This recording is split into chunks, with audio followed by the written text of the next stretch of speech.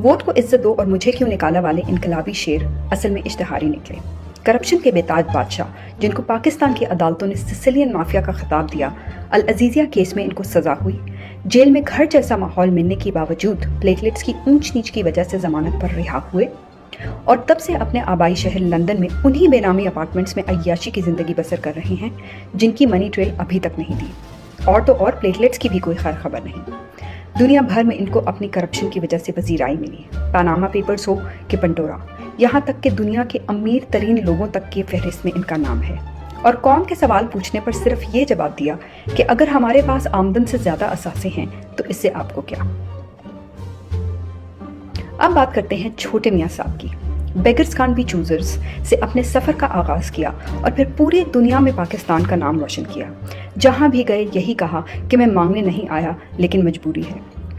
इनके केसेस की फहरिस्त भी लंबी है। रमजान शुगर मिल्स केस, इख्तियारात का नाजायज इस्तेमाल, आशियाना हाउसिंग स्कीम केस, सानिया मॉडल टाउन केस और आमदन से जायद असासों में नैब में तहकीकात जारी हैं और जमानत पर रिहा हैं। कमर दर्द का बहाना बनाकर हमेशा अदालत से गायब रहते हैं। मकसूद चपरासी से लेकर सारे गवाह आहिस्ता आहिस्ता अल्लाह को प्यारे होते जा रहे हैं। इन पर नैब, FIA और यहाँ तक कि बरतानिया की अदालतों में भी केस चल रहे हैं। और हाल ही में डेली मेल के साथ आउट ऑफ कोर्ट सेटलमेंट की, जिसने इनके इस कारनामे की खबर शाया की कि जनाब ने इमदाद को भी नहीं छोड़ा।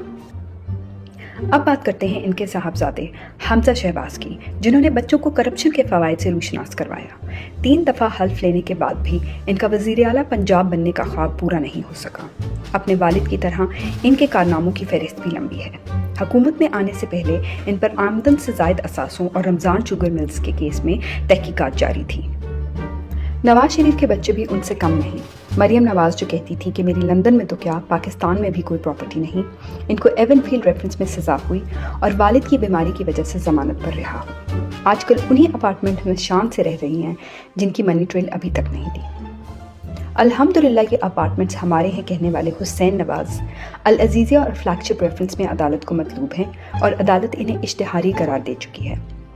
जबकि हसन नवाज जो कहते हैं कि मैं पाकिस्तान का शहरी ही नहीं हूँ, अल अजीजिया और फ्लैगशिप रेफरेंस में अदालत को मतलूब हैं और अदालत इन्हें भी इश्तिहारी करार दे चुकी है। कमाल है ये सब पाकिस्तान के शहरी नहीं, लेकिन पाकिस्तान के खजाने को अपना ज़ाती खजाना समझते हैं।